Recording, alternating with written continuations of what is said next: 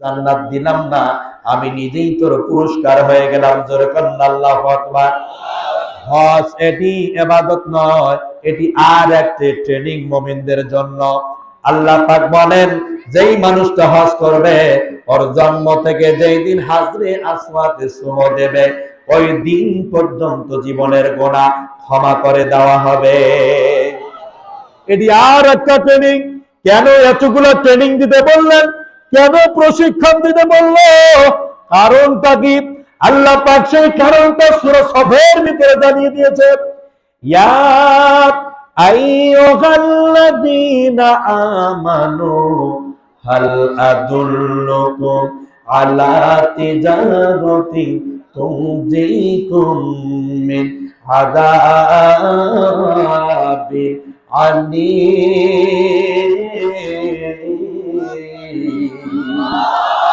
আমার আল্লাহ জানিয়ে দিল, ইয়া আইয়ুহাল্লাযীনা আমানু, ওহে ঈমানদারেরা, হাল আদুল্লুকুম আলা তিজারাতিন তুনজিকুম মিন আযাবিন আলীম তুমিনুনা বিল্লাহি ওয়া রাসূলিহি ওয়া তুজাহিদুনা ফি সাবিলিল্লাহি বিআমওয়ালিকুম ওয়া আনফুসিকুম যালিকুম খায়রুল লাকুম ইন কুনতুম তা'লামুন। আমার আল্লাহ পাক বলেন, কেন এত ট্রেনিং, কেন এত প্রশিক্ষণ দিতে বললাম? তার একমাত্র কারণ আছে। তোমাদের একটা চাকরি দিতে চাই, একটা কাজ দিতে চাই। সেই কাজটা হলো আল্লাহ এবং আমার রাসূলের জন্য জান প্রাণ দিয়া, মান সম্পদ দিয়া, আমওয়ালিকুম সম্পদ টাকা পয়সা দিয়া চেষ্টা করো, প্রচেষ্টা করো। যদি করতে পারো রে, অন্য ইবাদতে জান্নাতের ঘোষণা দেওয়া হয় নাই। ইয়াগফির লাকুম যুনুবাকুম ওয়া ইউদখিলকুম জান্নাত। আমি তোমাদেরকে অবশ্যই ধর্ম আর জান্নাতে দাখিল করে দেব। আর জোরে বলেন আল্লাহু আকবার।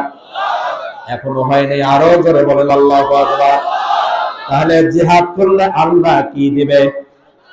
আরো জোরে বলেন, ইয়াগফির লাকুম যুনুবাকুম ওয়া ইউদখিলকুম জান্নাত। জান্নাতে দাখিল করে দেওয়া হবে।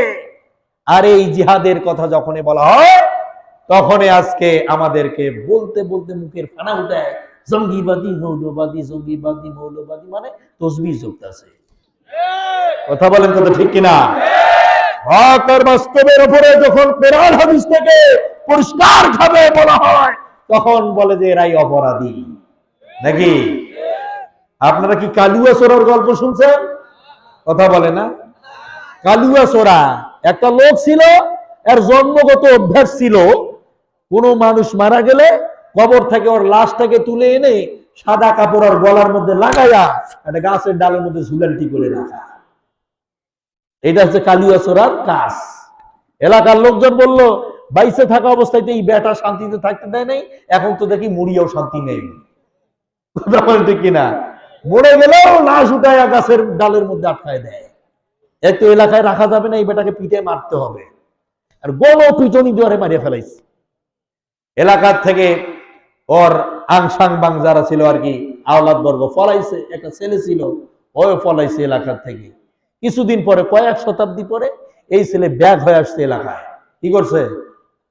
কালুয়া চোরার বেড়া এলাকায় ব্যাগ করছে। চিন্তা করছে যে আমার বাপের তো একটা ঐতিহ্য ছিল, মারা গেলে পরে ওকে তুলে এনে কাপড় লাগায় গাছে ঝুলেন কি করে রাখা। এখন ওই কাজ যদি না করি তাহলে কেমন হয়? কেমন? এই জন্য সে চিন্তা করছে যে আমার বাপের হাত তো ধরাই লাগবে। এই জন্য এলাকায় এসে ঢোকার সময় দেখলো হোস্টেলের এক মালিক শহরে টাকা গুনতেছে। ওর ডান পাশে গিয়ে দাঁড়ায় বলতেছে, ভাই আপনি যেইভাবে টাকা গুনতেছেন, এইটা যদি কালুয়া চোরার বেটা দেখে, তাহলে টাকা কি আপনার হাতে আর রাখবে? কি কয়? আচ্ছা বলেন তো, যে বলতেছে ওকে ওকে কথা বলে না কেন? ওটাকে? ওইটাই কালুয়া চোরার বেটা। কথা বুঝতে পেরেছেন? ও গিয়ে আবার বলতেছে, মানে চোরের মায়ের ডাঙ্গর গলা। কথা বলছেন? ও গিয়ে বলতেছে, কালুয়া চোরার বেটা যদি দেখে টাকা আসতো কিন্তু রাখবে না। হয় নাকি, কিভাবে আমার টাকা নেবে? দেন আপনার টাকা আমি দেখে দিই। কথা বুঝতে পারছেন? টাকা দিয়ে দিছে ম্যানেজার সাহেবের হাতে, আর একটা করে গণা দেয়, এক অফিসে যায়, দুইটা গণা দেয়, দুই অফিস যায়, 10টা গণা দিয়ে কষি একটা দৌড় মেরে দিয়ে বলতেছে এইভাবে টাকা ধরে কমাবে। আজকে যারা বাংলাদেশে আলেমদেরকে মৌলবাদী আর জঙ্গিবাদী উগ্রপন্থী বলে, এমন একটা দিন আসবে যেই দিন আপনার ইমান কামান যা আছে সব নিয়ে যখন টোপলাই দিয়ে পড়াবে, তখন বুঝবেন যে আলেমরা জঙ্গি না বড় বড় যারা আলেমদের উপরে অপবাদ চাপায় তারা জঙ্গি। কথা বলেন, কথা ঠিক কিনা? আজকে তো গোল টুপিওয়ালাদের যখন পিটায় তখন পাঁচকল্লিওয়ালার হাসে, কি মজা রে, ঠিক কিনা? ঢাকা রাজধানীতে যখন আলেমদেরকে পিটানো হয় তখন কিন্তু থানা এলাকার আলেম ওলামারা এলাকাবাসীরা কয় এটা রাজধানীর ব্যাপার, ঠিক কিনা? এই কথা যে বলবে ওই বেটা পাক্কা মুনাফিক। কথা বলেন, কথা ঠিক কিনা? গোল টুপিওয়ালা যখন মার খায়, এই মারামারি যখন জেলায় চলে আসে তখন আবার থানার লোকেরা বলে ওটা জেলার ব্যাপার। এই মারামারি যখন আবার থানায় চলে যায় তখন ইউনিয়নের লোকেরা বলে ওটা থানার ব্যাপার। থানার মারামারি যখন ইউনিয়ন আসে তখন বলে ওয়ার্ডের লোকেরা এটা ইউনিয়নের ব্যাপার। ইউনিয়নের মারামারি যখন ওয়ার্ডে চলে যায় তখন এলাকার ঘরের মানুষগুলো বলে এটা ওয়ার্ডের ব্যাপার। ঘরে ঘরে যেই দিন থেকে ধরবে, পাছা ফাটা পিটনি যেদিন হবে, কার ইমান কোথায় যাবে জানতে করে যখন মুসলমানদেরকে পিটানো হবে, সেই দিন মুসলমান বুঝবে আমার ইমান কোথায় গেল রে, আমি কোথায় গেলাম রে। কথা বলেন, কথা ঠিক কিনা? সেই দিন তোমাদের ব্রেন খুলবে। আজ গোলটুপিওয়ালাদের যখন পিটায় পাঁচকল্লিওয়ালারা হাসে, কি মজা, আরামে লাগলো তো। যখন পাঁচকল্লিদেরকে পিটায় তখন মিঠা সুন্নি গরম সুন্নি কি মজা রে। যখন এইভাবে শুরু হয়েছে মানে পিটনি গণপিটনি, সব মৌলবি যখন দেখে যে পিটন তো আমরা সবাই খাই রে, এই পিটুনি তো দেখি কোনো মজা কাটা নাই, ঠিক কিনা? কথা বুঝতে পেরেছেন? আমার কথা বুঝতে অসুবিধা হয়? এই হচ্ছে তাফসীর। মানুষকে বুঝিয়ে দেওয়ার নাম হলো কি? কথা বলে না কেন? মানুষকে প্রেক্ষাপটের উপরে ধারণা দেওয়ার নাম কি? কোরআন অবতীর্ণ হয়েছে, নাজিল হয়েছে প্রেক্ষাপটের বাইরে নয়। কথা বলেন, কথা ঠিক কিনা? প্রেক্ষাপট যখন যেটা হয়েছে তখন সে কোরআনের আয়াত লাউহে মাহফুজ থেকে বিশ্ব নবীর কাছে এসেছে। আজও যে প্রেক্ষাপট দুনিয়াতে ঘটবে সেই প্রেক্ষাপটের উপরে কথা বলাই হচ্ছে মুফাসসিরদের কাজ। আর যাদের কথা তাসির হবে, যার কথা যত বেশি গ্রহণ হবে সে তত বেশি জেলে যাবে। কথা বলেন, কথা ঠিক কিনা? যার কথা যত বেশি গ্রহণযোগ্যতা পাবে না সে তত বেশি জনবিচ্ছিন্ন হয়ে যাবে। অতএব এ কোরআনের কাছাকাছি আমাদের আশা লাগবে। রে ভাইরা আমার, কুষার বাড়ি ছেড়েন, কুষার বাড়ি ছেড়েন। দৃষ্টান্ত না দিলে তো আপনারা বোঝেনই না, এই জন্য দৃষ্টান্ত দিচ্ছি যাতে বুঝতে পারেন। কুষার বাড়ি, তিন বন্ধু মিলে কুষার বাড়ি রোড দিয়ে হাঁটতেছে। হঠাৎ করে একজন বলতেছে, ভাই একটা কুষার ভাঙলেই তো মজা করে খাওয়া যায়। হট করে হিন্দু একজন ছিল মুসলমান, একজন ছিল হিন্দু, আর একজন ছিল খ্রিস্টান। কয়জন ছিল? কথা বলে না? খারাপ লাগতেছে? খারাপ লাগে? তিনজন একসঙ্গে হাঁটতেছে। তো একজন বলতেছে, ভাই একটা কুষার ভাঙলেই তো মজা হয়। হিন্দুটা বলতেছে কুষার ভাঙা যাবে না, এটা মুসলমানের কুষার বাড়ি, গরুর গোস্ত খাওয়া লোকের কুষার বাড়ি, অতএব এই কুষার ভাঙা যাবে না। এরপরে খ্রিস্টানটা কইতেছে যে তাহলে করিটা কি? মুসলমানটা হুট করে বলতেছে, ভাই আমি যেহেতু মুসলমান আর এই কুষারের বাগানের মালিক যেহেতু মুসলমান, আমরা দুজন জাতি ভাই, আমি ফতুয়া দিলাম, আমি দলিল দিলাম, একটা ভাঙ্গ খাওয়া যায় আছে। কে ফতুয়া দিয়েছে? মুসলমান ফতুয়া কিন্তু যেখানে সেখানে মারে, ঠিক কিনা? এটা ফতুয়া দিয়ে দিল ভাঙ্গ খাওয়া যায় আছে। আর ওর কথা শুনে একটা কুষার ভাঙে ফেলাইলো, ভাঙ্গা তিনজনে মিলে ভাগ করে খাচ্ছে এই কুষার। হঠাৎ করে কুষার বাগানের মালিক এসে সামনে হাজির। কি বাবা, কুষার পাইলা কই? কই বাগান থেকে ভাঙছি। কই বেটা আমার কুষার ভাঙছে, এরা তো দেখি তিনজন এখানে, আমি যদি একাই এখন এদের বিরুদ্ধে লাগি তাহলে তো তিনটায় কুষার ভাঙা, ফের আবার আমাকে সেতর গাড়ি ইউ বাড়ায় দিবে পিঠে। অতএব এদেরকে মারার কথা বলা যাবে না, এদের ব্রেনটের মাঝে দেওয়া লাগবে। কথা বুঝতেছেন? কুষার বাগানের মালিক বলল, মুসলমানটাকে ডাক দিয়ে বলতো, ভাই তুই একান কুষার খা, তুই 10 কান ভাইকে খা, আমার কোনো আপত্তি নেই, কিন্তু ওই ধুতি পিন্দা আমার কুষার খাইলো কেন? আর এটা না হয় আমি সহ্য করে নিলাম, এটা আমার পাশের বন্ধু রাষ্ট্রের লোক, প্রতিবেশী, কিন্তু ওই আমেরিকার খ্রিস্টান এসে আমার কুষার খাইবে, এটা তো আমি সহ্য করব না, এটা তো আমি করবই না সহ্য। এখন হিন্দু আর মুসলমান দুইটারে নিয়ে 3 দলীয় ঐক্যজোট বানাইছে। কি বানাইছে? 3 দলীয় ঐক্যজোট বানাইছে এই মুসলমান। বানায় বলতেছে, এই হিন্দু তুই আমার পাশের দেশের লোক, কথা কবি না, আমরা যেটা করবো সেটা করবি, ঠিক আছে? এরা 3 জনে মিলে খ্রিস্টানটারে ধরে যে মাইরটা মারলো, আর কমর আর ওঠে না, একেবারে পড়ে গেল। এরপরে থাকলো আর কয়জন? কথা কয় না? কয়জন থাকলো? 2 জন থাকলো। মুসলমানটাকে ডাক দিয়ে বলতেছে, শোন, খ্রিস্টানটা যেহেতু মারলাম, এই ধুতি বিন্দা করতে সহ্য করে পাইছি না আমি, যেভাবে হোক তুই 10 কান কেন খাবি, তুই 40 কান ভাঙ্গি খা, ধুতি বিন্দা খাইলো কেন রে? আমার তো মাথায় ঠিক নেই, আমার তো বারবার মাথা হিট করতেছে, হ্যাঁ চল এর ব্যবস্থাটা আগে নেই। 2 জনে মিলে ধুতি বিন্দারে যে পিটাইলো রে ভাই, সেই পিটালো, ওরকম ওরা ওড়ে না। এমন থাকলো কয়জন? কে ছিল? মুসলমান। ওর হাতটা ধরে বলতেছে, তোর জাতি কি? কয় মুসলমান। তোর নবীর নাম কি? কয় মুহাম্মদ সাল্লাল্লাহু আলাইহি ওয়াসাল্লাম। জীবনে কোনোদিনও শুনিস নাই যে না বলিয়া কিছু খাওয়া যায়, শুনি করে খাওয়া? জি হ্যাঁ শুনছি। কয় বেটা খাইছিস কখন? পিটো ওরও পিটাই এখন সতে ফেলাইছে। আজকে সেই অবস্থা হয়েছে সারা পৃথিবীর মুসলমানদের, কথা বলেন ঠিক কিনা? এদেরকে ধরে নিয়ে আসি, কয় ধর 2 কান জিলাপি খা, তুই আমার বন্ধু লোক, খায়। তারপর আর 2টারে ডাক দিয়ে নেয়, আয় না তুই আমার কলিজার টুকরা ভাই, আয় না, ওরও পাশার 2টা লাথি। এইভাবে করে মারতে মারতে সবার পাশায় কিন্তু অলরেডি বাঁশ চলে গেছে। কথা বলেন কথা ঠিক কিনা? এই বাঁশ দেওয়া আর নেওয়া, এই 2টা বুঝা লাগবে। খালি খায়া যাইবেন সারা জীবন বাঁশ দেওয়া শিখবেন কতদিন? কথা বলে না কেন? আরো জোরে চলবে, কারা কারা চলবে দেখি, নিম্ন হয়ে দেখবে চলবো। আল্লাহ কবুল করুন, 2 হাত তুলে দেখান। চলবে? আলোচনার কিচ্ছু হয় নাই, সব অ্যাডভার্টাইজ চলছে। কি চলছে? সব অ্যাডভার্টাইজ চলছে। ডাইরেক্ট পকেটে একটু হাত ঢুকান 2 মিনিটের জন্য। এই যে পাসপোর্ট পাঠাইছে একটা,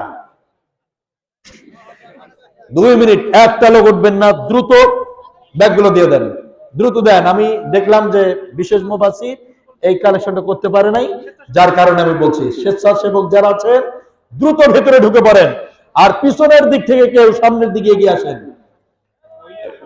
ও মা বোনেরা আছে, মায়েরা আপনাদেরকে বলছি বিনত অনুরোধের সাথে, আপনারা আপনাদের স্টেজে একটা রুমাল দিয়ে সুন্দরভাবে কালেকশনটা করে স্টেজে পৌঁছায় দেবেন।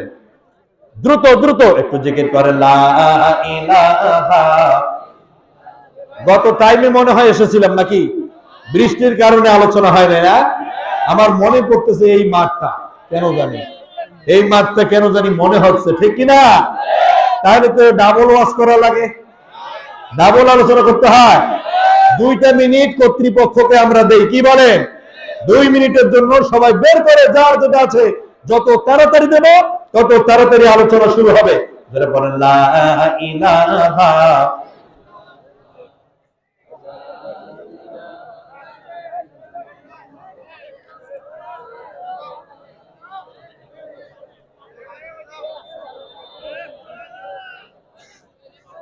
দ্রুত দ্রুত লা ইলাহা।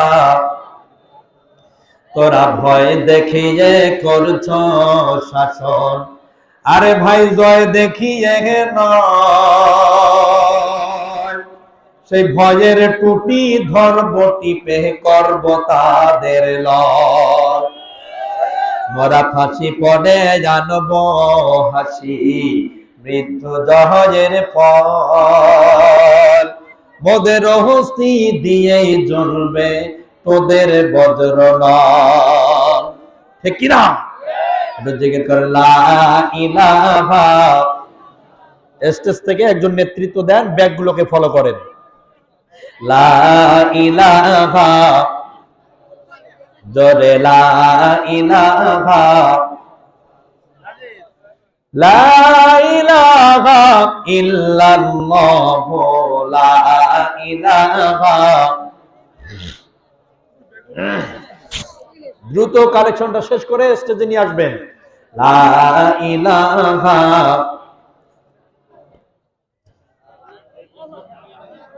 ভাইরা আপনাদের দৃষ্টি আকর্ষণ করছি, তাড়াতাড়ি কালেকশন করে ব্যাগগুলো সবাই স্টেজে নিয়ে আসবেন।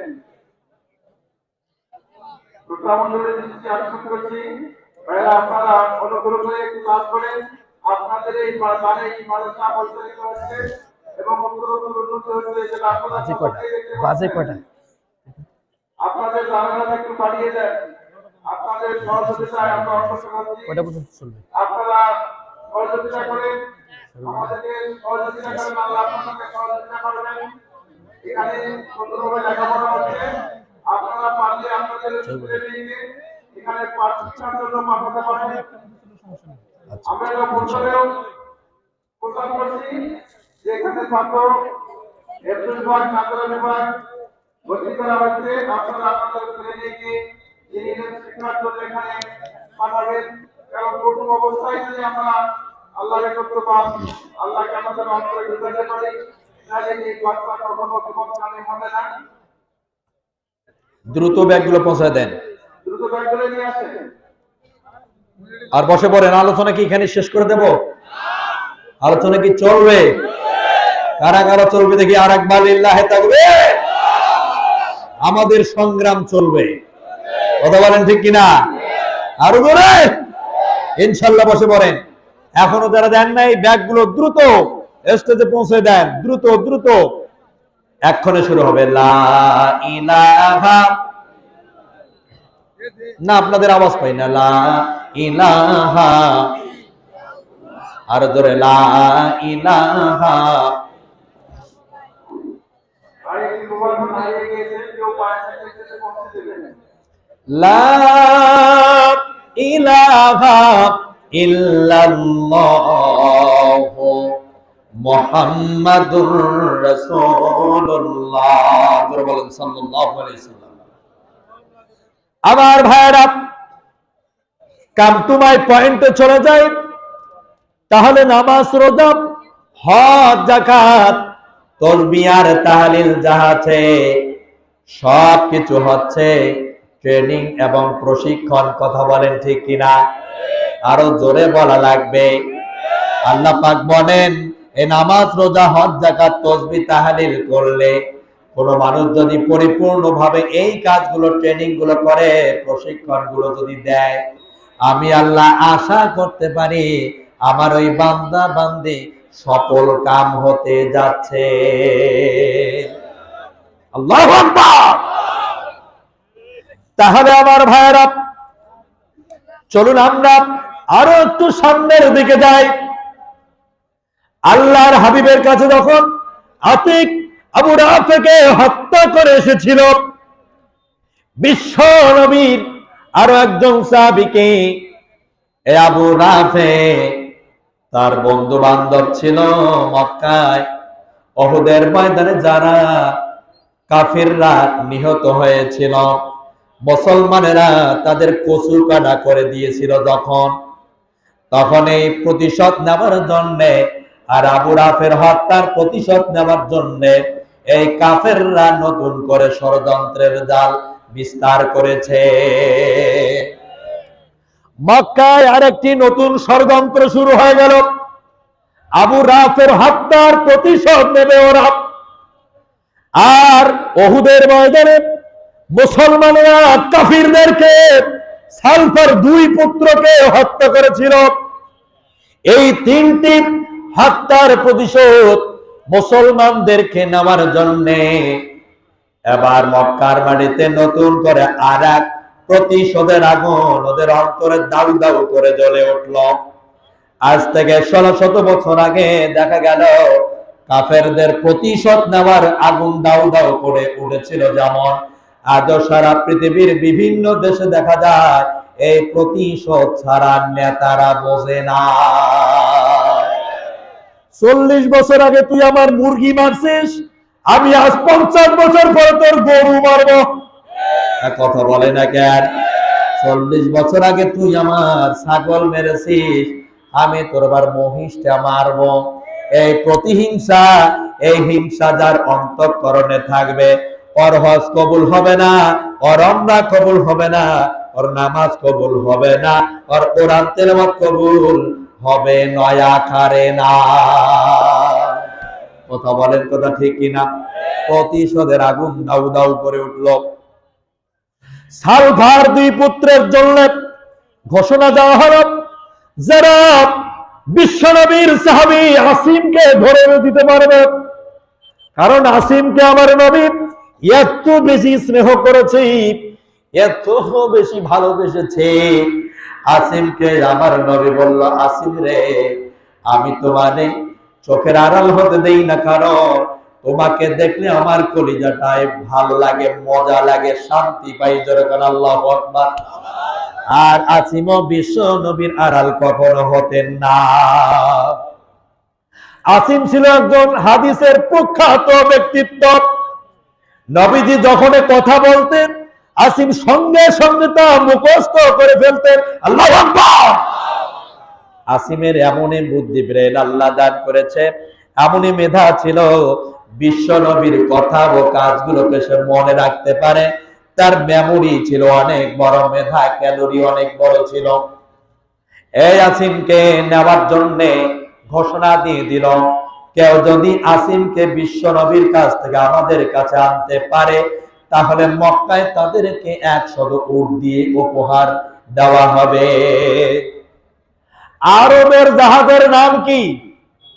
কথা বলে না। আপনারা কি ক্লান্ত? কথা বলছেন না কেন? আরবের জাহাজের নাম কি? আর বাংলাদেশের জাহাজের নাম কি? গরু। ওরা বলতেছে বাংলাদেশের জাহাজ নাকি গরু। প্লেন, হেলিকপ্টার, এগুলো হচ্ছে বাংলাদেশের জাহাজ। কথা বলে না কেন? বাংলাদেশের জাহাজ পানির উপর দিয়েও চলে এবং আকাশের উপর দিয়েও চলে। আর ওই সময়ের জাহাজ চলতো বালুর উপর দিয়া, ঠিক কিনা? মক্কার 100টা উট মানে বাংলাদেশের 100টা প্লেন, ঠিক কিনা?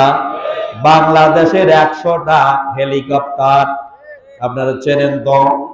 ঘোষণা দেওয়া হলো 100 উট দেওয়া হবে।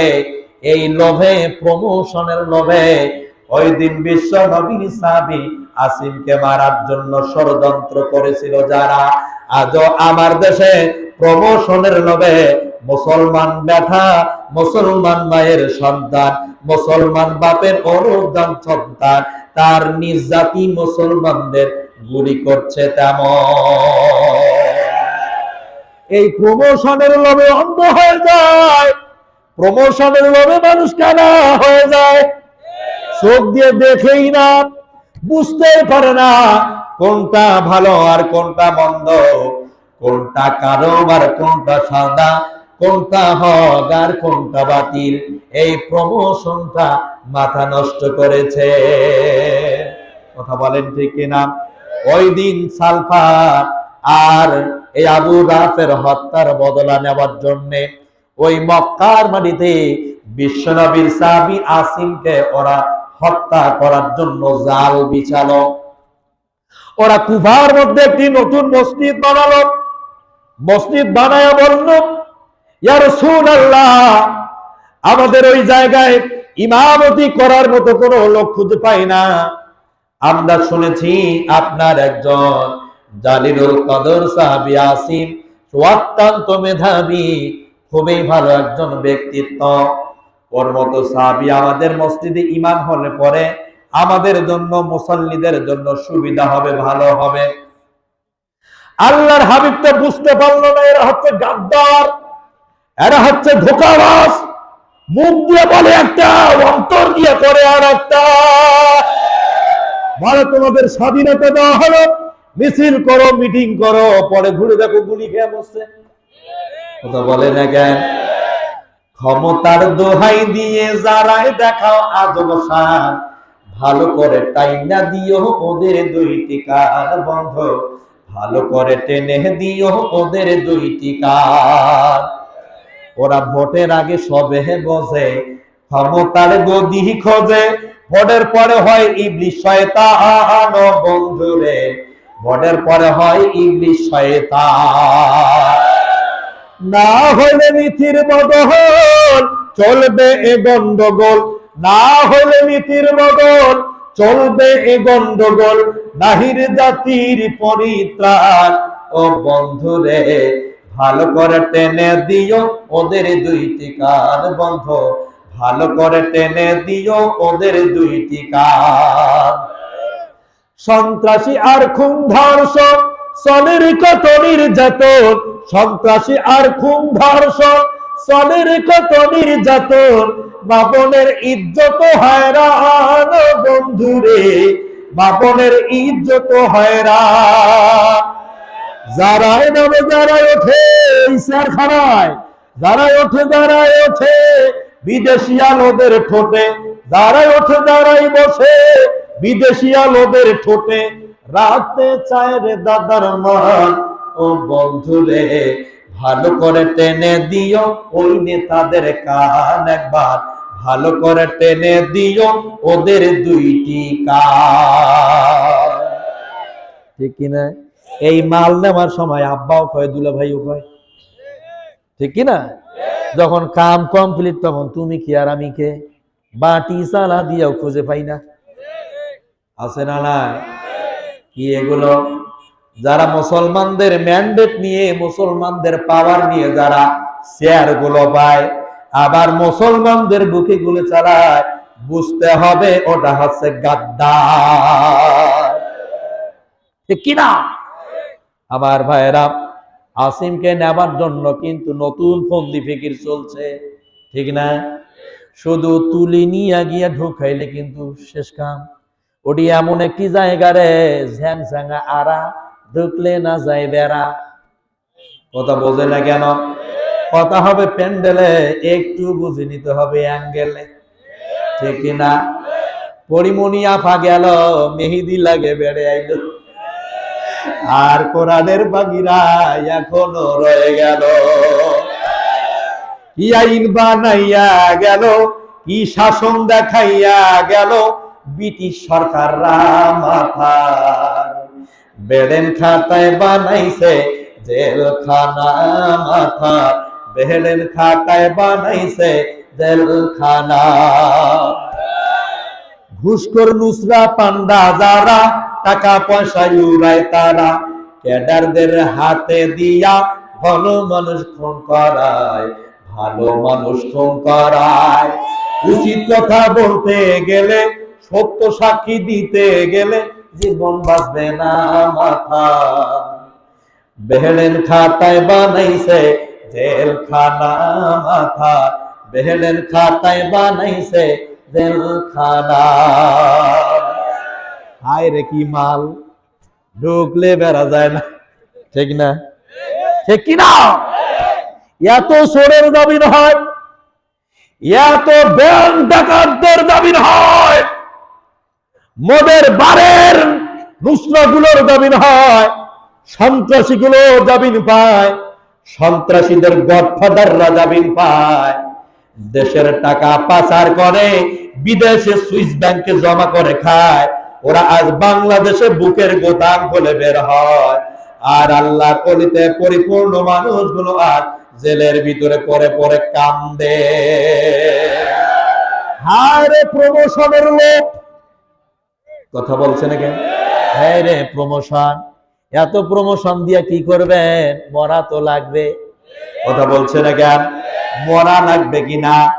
আপনি মরেন, মরার পরে আল্লাহ আপনার প্রমোশন দিব, যেভাবে দেওয়া লাগে, ঠিক কিনা?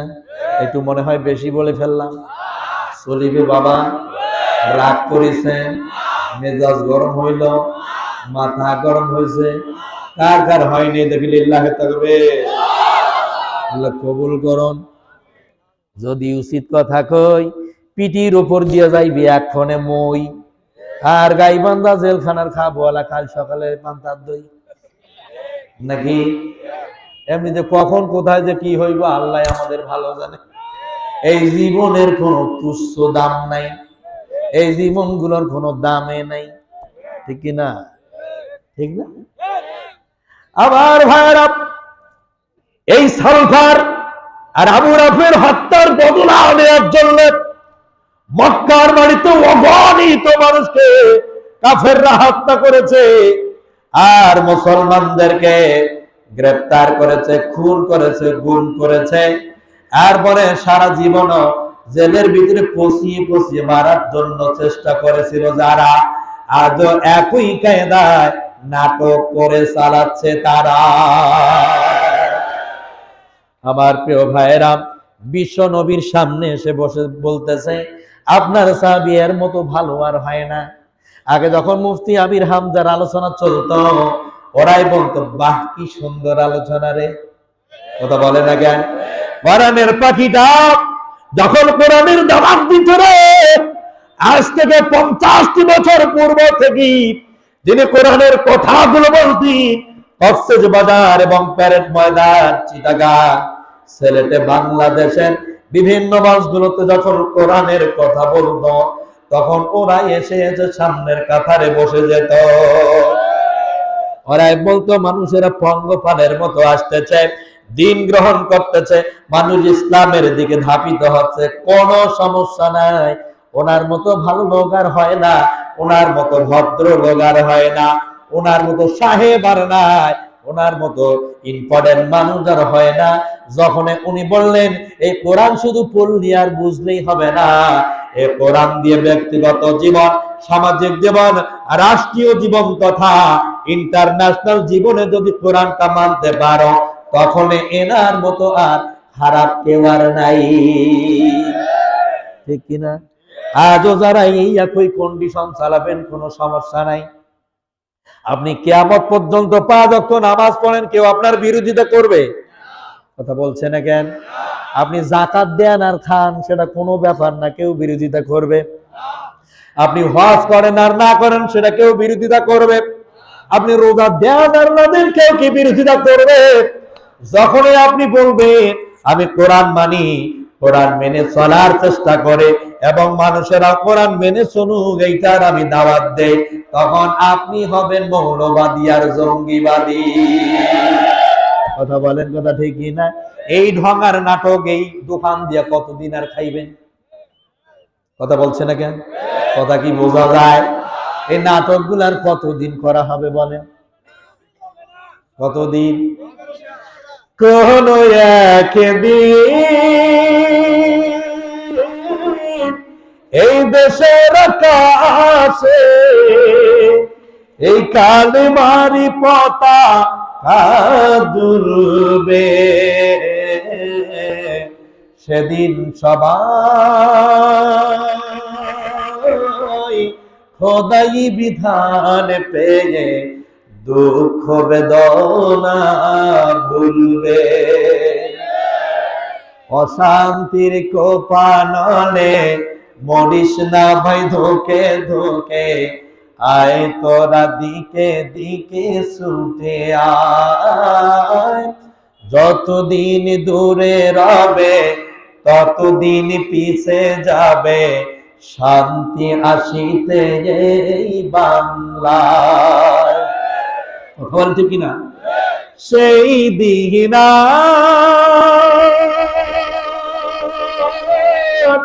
নয় বেশি দূরে, সেই দিন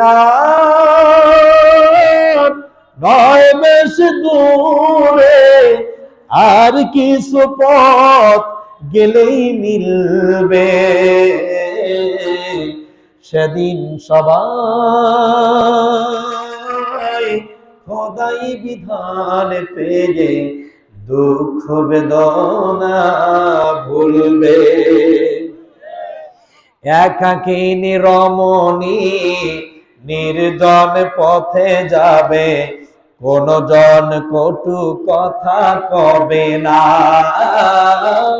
কোনদিন পথে ঘাটে সম্পদের মোহে খুনা রাখা জানি রবে না, সেই দিন নয় বেশি দূরে, আর কিছু পথ গেলেই মিলবে, সেদিন সবাই খোদাই বিধান পেয়ে দুঃখ বেদনা ভুলবে। কথা বলেন, কথা ঠিক কিনা? সেই দিন কি বহু দূরে? না হয় দিনও আরো 100 খান বছর, পরিমিলি খাও, সমস্যা নাই। কথা বলেন ঠিক কিনা?